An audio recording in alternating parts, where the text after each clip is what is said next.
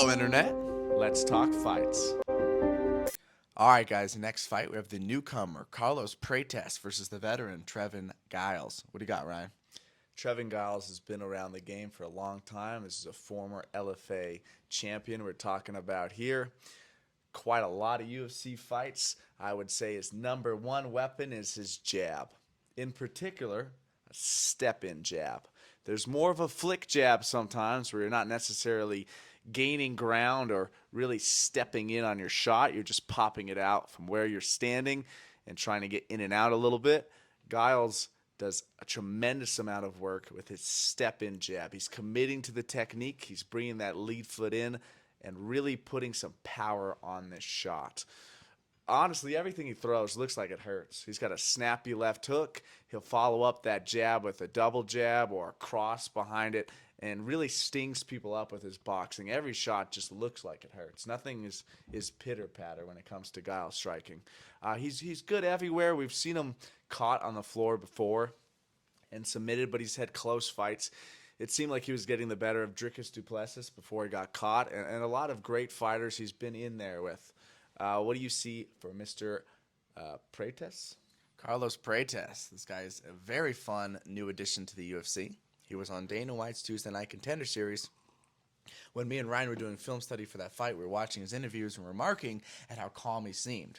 And then he starts discussing how he has over 100 K1/Muay Thai fights. He has Muay Thai written across his chest, and you can see it. When he walks in, he is a killer, but he is cool, calm, and collected. This guy is chill about beating ass. He gets in the cage, and he kind of has two modes.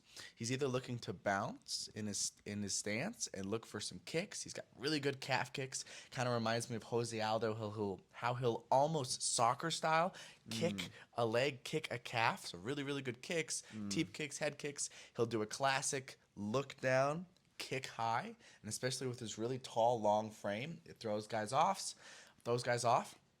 Besides that, when he wants to box, he'll get really heavy on his front foot, looking to move his head and kind of draw you in. He plays some risk reward. He'll kind of let you get some shots either close to hitting him or hitting him and try to counter at the same time. But he wants to slip and find his left hook/right hook. He just wants to counter off of his front foot in boxing. He'll switch between those modes and have a lot of danger on the feet. This guy is a beast. He's always looking for a kill shot, always looking for a finish. As far as his ground game goes, he's almost too long, almost too tall. He got double-legged against the fence on Contender Series. It looked kind of easy to take him down. But once he's on the ground, he's a black belt. He's got some good moves. He hit a beautiful butterfly sweep, so he can definitely defend himself when he gets there. He just doesn't really seem to have the body type for wrestling. So I think later on in his career, he might struggle some or need to work on that part of his game. But in this fight, I think it's mainly going to be striking. And in this fight, I got Carlos Prates. What do you think? I think they're going to strike. I think Giles might mix in a takedown attempt here or there, especially if he gets stung with something. Prates has that stalking, setting up a kill shot vibe and just style where he's presenting some openings, dropping a hand on one side or the other, almost daring you to swing at him. He's got to be prepared for the jab. He's got to have some counters, but I think he will. And I think he's going to start to sting Trevon Giles. And I do think he finds a finish in this one. I'll go Prates by knockout. It might be the most likely call that a finish happens on either side. I think Prates could hurt him, and if Giles suits, he could submit him. I think Prates could knock him out on the feet. I think Prates could make the mistake of giving too many openings, and Trevon could take advantage. Either way, I think a finish is going to happen, but if I'm choosing one, I got Carlos Prates. Mr. Muay Thai across the chest. No regrets. No regrets. This is a young up-and-coming prospect versus a veteran. Baji Oki versus Demir Hadzovic. What do you got for Hadzovic, Ryan? Hadzovic looks like he wanted to be a bodybuilder for a while. He was before he got into fighting. Yeah, he's built like it, and he fights like it. Very physical. Probably cuts a lot of weight for the division. We've seen him have great moments in the UFC. He starched Marcin Held in a crazy knockout, one of the rarest knockouts you'll ever see in MMA.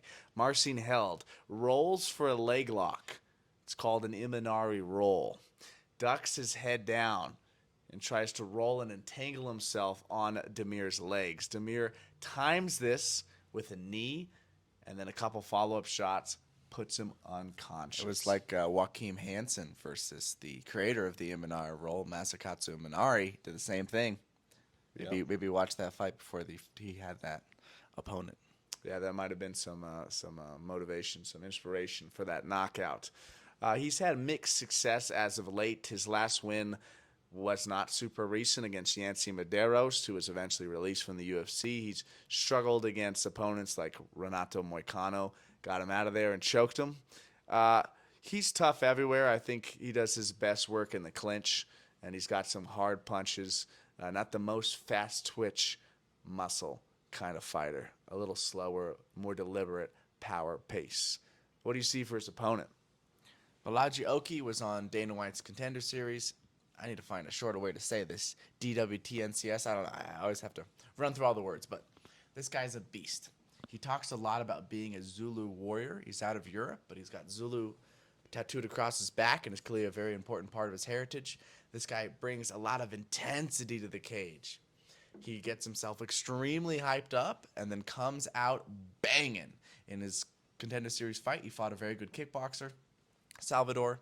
He had good success going first, being confident, being aggressive. He'll lead with his right hand. He's very good at catching kicks. So if you look to throw a head kick up on him, he's going to look to catch it. Sometimes it wasn't super pretty and a little bit dangerous, but he had a lot of success where he's catching and he's driving you backwards, and it's back to his offense. He had some really good flurries against the fence where he's leading with his right hand, finding body shots, finding powerful hooks. He's definitely fast twitch. He's a young up-and-comer, and this is a veteran for him to fight who's coming off of a bit of a break, hasn't fought in a little while. What do you think is going to happen in this fight? I think this is a great showcase for the newcomer here. I think the debutante gets it done. I think he hurts him early. What I really appreciate about Mr. What's his name again? Baji Oki. God, that's hard to say. If I have it right. Baji will rip the body when he has his opponent hurt. Gets them thinking about upstairs. Is a nasty left hook to the body. Really, really hurt his opponent on the Contender Series with that. But like you said, he's super, super sharp on the feet. I think he gets this one done. I think he blows Hadzovic out of the water in this matchup and makes a big jump and spark in his debut. It's hard to rule out the vet. Hadzovic is very tough. If Baji goes crazy in the first round and doesn't finish him and gets tired and gets a little wild and gets a little bit emotional, you could live bet on Hadzovic for the rest of the fight. Very true. But it seems like they're kind of showcase the young, new up-and-comer. Generally in this game, the young eat the old. So I'm going to lean overall for the new guy, Baji. All right, savages and gentlemen. The next fight is Loma Lukbunmi versus Bruna, Brazil. What do you think of Bruna, Brazil, Ryan? Nasty Brazilian striker. It's like calling your kid John America. Bruna, Brazil. She got a nasty head kick knockout on Dana White's Contender Series. She's a striker. She got it done in her UFC debut as well, getting a finish. This is a great clash. It's going to be a stand-up affair in my mind. Luma, that Thai girl, I just hope one day someone messes with her in Walmart and just has no idea that she's just a killer in a 5'1" body with pro boxing experience, like multiple-time Muay Thai world champion experience. But go ahead. What do you see for Miss Loma? For Loma, the first thing you're going to notice is she's small. She's 5'1". She's this compact little girl, but she's got crazy Muay Thai and is incredibly confident on the feet. Like Ryan said, she's got a ton of experience in Muay Thai, experience in boxing, and it shows. She walks girls down. She's very confident. She kind of leaves her chin up and doesn't care. It's also not that high up because she's only 5'1". You know how tall a legal midget is? A legal midget is 4'11". She's 2 inches taller than a legal midget. That much taller than a legal midget. Kicking ass.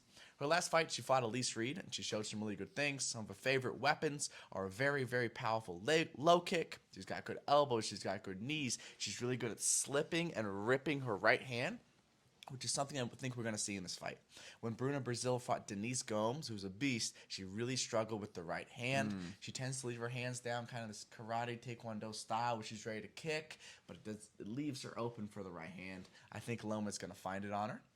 In Loma's game, she struggled in the past when she fought Lupi Godinez with some takedowns. She's definitely working on it. In her last fight with Elise Reed, hit the mat a couple times. She looked okay on her back. It's mainly holding and preventing damage. So she's still developing that part. On offense, she basically suplexed the very tough Elise Reed, jumped on her back and choked her. Celebrated like crazy. I think she was a little surprised herself that she got her first submission, but she's working on her ground game. That is coming along. I don't think it's quite there yet, but the striking definitely is, and I think this is going to be a striking fight. Who do you think takes it? Striking protege for sure. Tiger Muay Thai product for Miss Loma. I think it's a good matchup for her. I love seeing her mix in some of those Muay Thai trips. We don't see that often in MMA, even though probably not going to go to the ground in this one.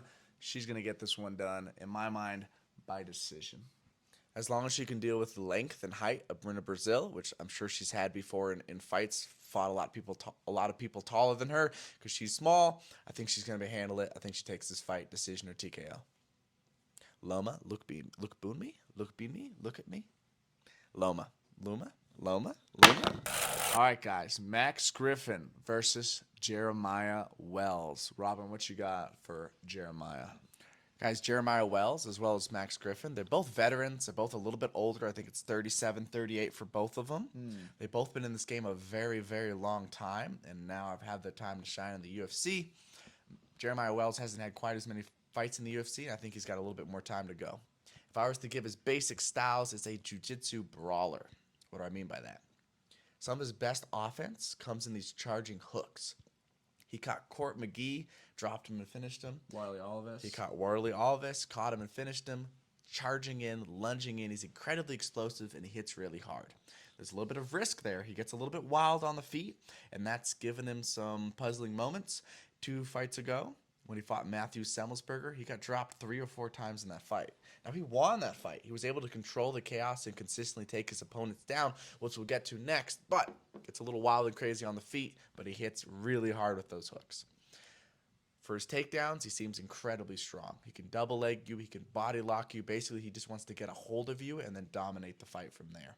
If he does get a hold of you, he can usually drag you down.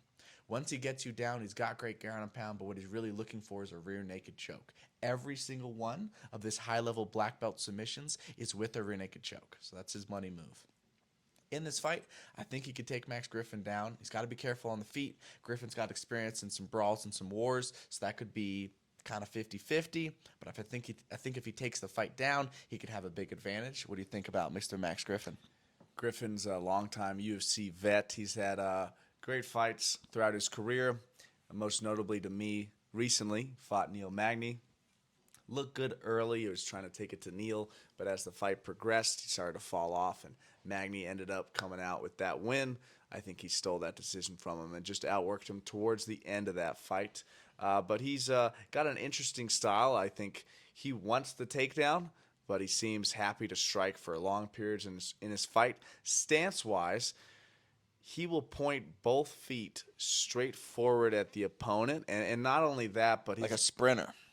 Yeah, like he's about to sprint at them, and his back foot is rotated towards them, his heel's off the ground, like he just threw his cross and he kicked out his back heel, but it's staying there permanently. It's an unusual stance. I think it takes away some of the power because you can't turn anymore on your cross, and at times it looks a little off balance here and there in his fights and a little herky-jerky. He's got that kind of feel to him. It seems like it helps him jump in and out, but lateral movement's going to be tougher from there. I think it's an unusual style, like we said. Yeah, pros and cons for sure. I think Wells is better at jiu-jitsu. I think Wells hits harder. Griffin's had more experience against higher level competition. This is a close one. Who do you think takes this one? If I'm going to try to pull out my mystic ball of what's going to happen, I think Griffin might drop him in the first, a little bit like Semmelsberger did when things are crazy early. Wells could drop him too, but we see Griffin, like against Magny, get a drop in the first round, go a little crazy for the finish, not get it. I think he hurts Wells at some point in the fight because he's a dangerous vet, but I think Wells is able to get a hold of him, drag the fight down, slow things down, control it. I think Wells by unanimous decision. I like that call. Let's go Wells on this one. Jeremiah Wells.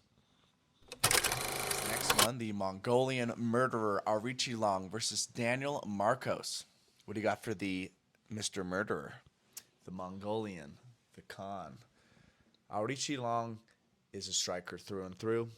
He's very, very aggressive. I watched an interview and he got his nickname because in sparring, his training partners kept walking away from training sessions with cuts and bruises and marks, bloody noses, bloody lips, you name it, they had it. He was putting a whooping on them, and yeah, that's why he's known for that aggressive style. A bit of a Vanderlei Silva, if you will. This dude wants to get you to the fence, and he wants to go ham. He wants to throw usually alternating right and left combos. He's looking for power shots. He has a nasty body shot, which he's gotten a knockdown in the UFC before, and he has shown some other areas of his game. He's taken the partners down. He finished an opponent in the UFC from back mount, raining down shots. He's trying to get you out of there. He doesn't want this to go to the judges whatsoever. We have seen him caught before in these exchanges just with how aggressive he is. With the Zahabi brothers, there's two of them. One of them is a world-renowned coach, but one of them is actually in the UFC. Ayman Zahabi. Ayman Zahabi has fought some great competition and hits really, really hard. He finished Arichi Long as Long went to throw an inside low kick. He caught him before his leg was back on the mat. Right hand to left hook, dropped him. Clean finish. Arichi Long is very devastating and dangerous when he's on offense. Seemingly, the holes in his game right now are more on that defensive end. What do you have for his opponent? Daniel Marcos is a really fun prospect. I think he's 16-0 now. 2-0 in the UFC, won on Dana White's Tuesday Night Contender Series. This guy's a beast. What he excels at is range control, patience, and pressure. He wants to, ultimately, get you to the fence to let his hands go, but he's happy to do a lot of work in space. He stands pretty square. He wears ankle wraps. Reminds me a little bit of Chris Gutierrez with his kicking, where it's largely him being on the outside initially, finding his leg kicks. Once you start reacting to leg kicks, he'll do almost a question mark kick, but instead of sending a roundhouse kick to your head, he'll fake low, look low, and then send a snap kick up to your face or to your gut. He hurt his opponent on the Dana White show 2 times, hit him maybe 3 times with it to the face, and in the UFC, he's had some very nice front kicks to the body. Besides that, like I said, he wants to start pressuring and moving you back, and if he does get you on the fence, that's when he's really willing to let his hands go. He's going to find some boxing combos to the head, to the body, find body kicks. He really hurt one of his opponents, Oliveira, and finished him to the body in his first UFC fight with a body kick and a lot of boxing. Those are some of the things he excels at on the feet. And I think it was really good for this guy to have a lot of fights outside of the UFC, to have that long undefeated record, because he really had a chance to work on his takedown defense. Consistently, when he's pressuring people this much, they look to shoot. As soon as his butt hits the fence, he's immediately looking for frames, both with his elbows and with his legs and his knees. What he's not looking to do is wrestle with you. He doesn't really want to tie up. I watched him repeatedly out-pummel people. Pummel both arms in, but then leave both of his arms very shallow because he's going to turn these into a collar tie or an elbow post on the bicep so he can find elbows, so he can find knees, so he can turn you off, but he's not looking to stick with you and stay wrestling. He's always looking to frame off, turn himself off the fence, put you on the fence, disengage with a strike off the break, and get back to work. This guy's got really good takedown defense, really good striking. I think that patient, careful striking with good defense is really going to help him in this fight. What do you think of his chances versus the murderer? I think Marcos is my lock of this card. He's got an outstanding record. He's looked good in the UFC once he got to the big show. He seems super well-rounded. Like you said, he's taken the time to polish his craft, and now that he's at the big show, he looks more than ready for it. I see him picking his opponent apart. Outside would be the safest game to play, but in the clinch, he's got great work done there before, and he has some really good elbows and knees in that overall tight game. I think the only spot in this fight that could present a lot of danger is that close boxing exchanges where he's not all the way tied in and he's not all the way quite out in kicking range. Staying out of that position could be really key to a victory here for Marcos. Yeah, I think Marcos can take it. as long as he's disciplined in the boxing and he tends to be pretty sharp, pretty high with his guard, I think he can take over this fight. There's a good chance it goes to a decision because he's a pretty patient striker. But if the opportunity is presented for him to hurt his partner, if Arichi gets a little bit wild, he could hurt him and finish this fight. Let's go Daniel Marcos on this one.